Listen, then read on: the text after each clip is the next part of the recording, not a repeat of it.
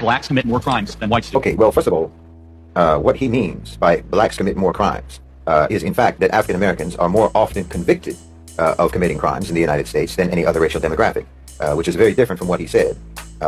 All that indicates is that the so-called criminal justice system in the United States is primarily only effective in the selective investigation, prosecution, and conviction of African Americans and other so-called minorities, as opposed to investigating, prosecuting, and convicting white perpetrators.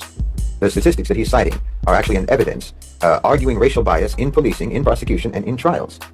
It's not an evidence of greater criminality along racial demographic lines, no. Rather, it's only the assignment of criminality that falls along racial lines. I mean, more than half of all violent crimes in the United States go unsolved, overwhelmingly the case in certain types of violent crimes. So we're not talking actually about a criminal justice system that works, that's actually effective, that's actually efficient, that actually does its job. What we have is a criminal justice system that disproportionately seems to only quote-unquote work when the perpetrators are not white. African-American victims of homicide, by the way, make up most of the victims of homicide cases that go unsolved, whereas most homicide cases in which the victim is white, those get solved. In other words, crimes against white people are more likely to get solved than crimes against African-American people, or any other so-called minority group, member of the global majority. And they're even more likely to get solved when the perpetrator of the crime happens to be African-American. So in other words, if you're a white victim, you're more likely to get justice, and if you're a white perpetrator, you're more likely to escape justice. That's the system, and that's all that is evidenced by what he's saying. So when you look at the number of unsolved crimes, it's not unreasonable to assume that the, say, 60% or so of violent crimes in America that never get solved, that those are very possibly crimes committed by white people against African-American people, or against other so-called minority groups. So rather than saying blacks commit more crimes than anyone else in America, it would be more honest to say that no one who commits a crime in America is more likely to be punished for that crime than an African-American. And in fact, it's also more likely for an African-American person to be wrongfully convicted of a crime of which they are accused. And it's more likely for them to even be punished for that, even when they have been proven innocent. And you can look at the case right now of Marcellus Williams.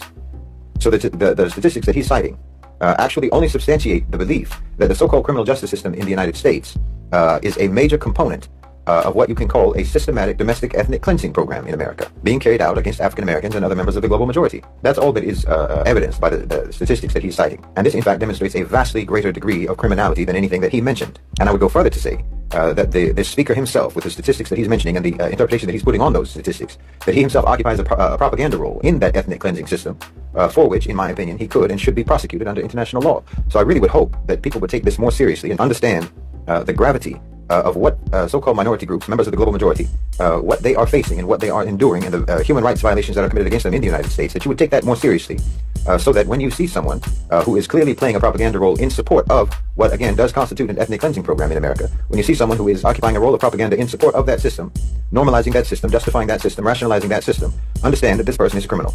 And inshallah, one day they will face justice for that, and should not be regarded simply as someone who is airing offensive or controversial views. No, you should take this more seriously. And not simply use it as an opportunity to have a debate with someone like this. They shouldn't be debated, they should be REX